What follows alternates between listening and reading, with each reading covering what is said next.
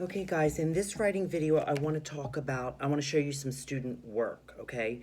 In the last video, we talked about getting your character out of trouble. So in the story that I was writing about, my story that I was writing about, Max and Bob went to buy some things at the store for their party, and then they got a cart and picked all the things that they needed. And then they got to the cash register, and the cashier rang up all of their things, and Max realized he didn't have any money. If I stopped the story right there, the reader wouldn't be happy. They want to see Max get out of trouble. So then I go on to say that Bob checked his pocket and he found some money and he lent it to Max. And then they went home with all of their food, okay? So make sure you get your character out of trouble. I want you to remember to use this chart, bringing your story to life. Make your characters talk and think and feel and tell it in small steps. Zoom in. So I want to look at two stories here. I love to show stories written by first graders just like you, because then you can see what I expect of you or what you should be doing. Okay? So the first story is by Mohammed. And this one says, one day Pablo was going to walk his cat. He was taking his cat to the park. His cat was excited. And I see a smile on the cat. Already, I know the character, Pablo. I know they're going to the park. That's the setting. And I already see feelings that the cat was excited. And we're telling in small steps. And then Pablo took his cat on the big slide. Pablo was scared, but his cat was not scared at all. Pablo was holding the railing of the slide. Pablo thinks he was going to fall down. Okay, I already see more feelings. I see small steps. I hear moving. They went up the slide. They were holding the railing. Okay, now let's see the next page. Then Pablo and his cat went down the slide, and Pablo closed his eyes.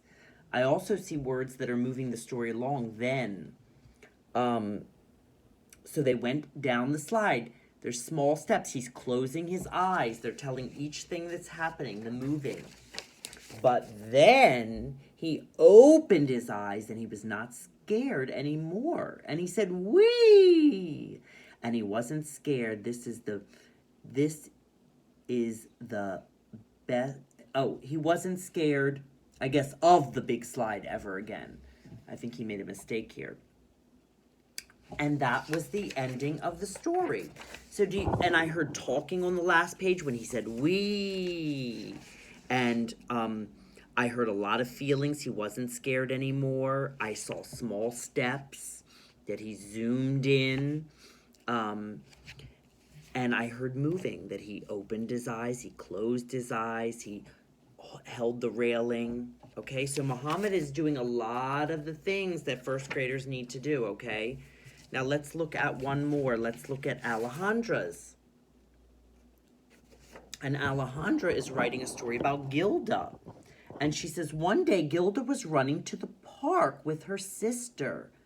Gilda felt so refreshed in the breeze and in the sunlight. Gilda also liked to smell the flowers. Gilda just loved the park.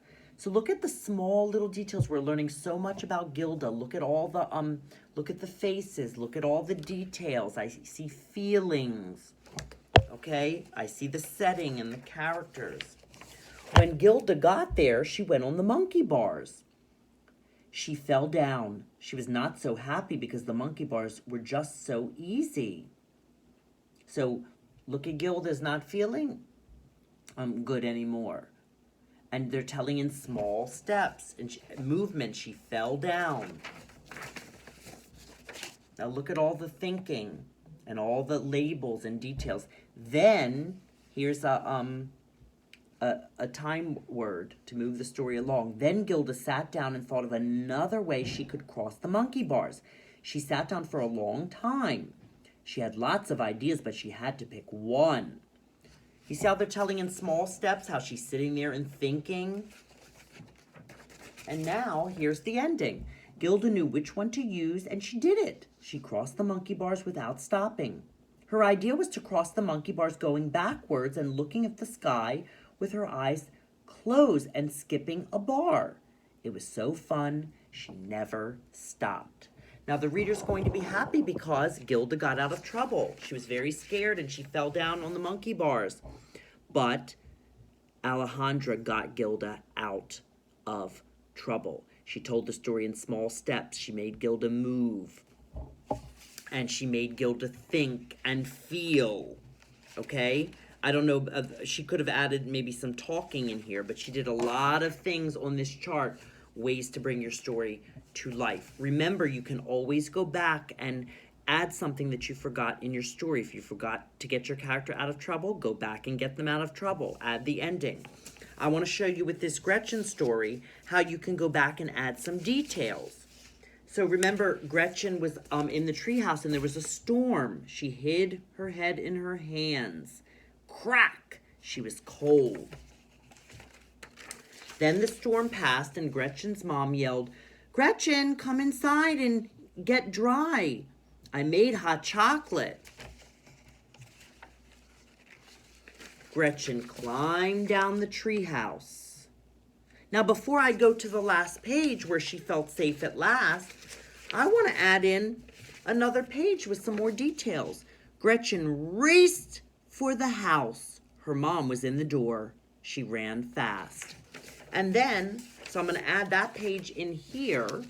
And then I'm going to have the last page at the end. She felt safe at last. So do you see how I stretched out the story?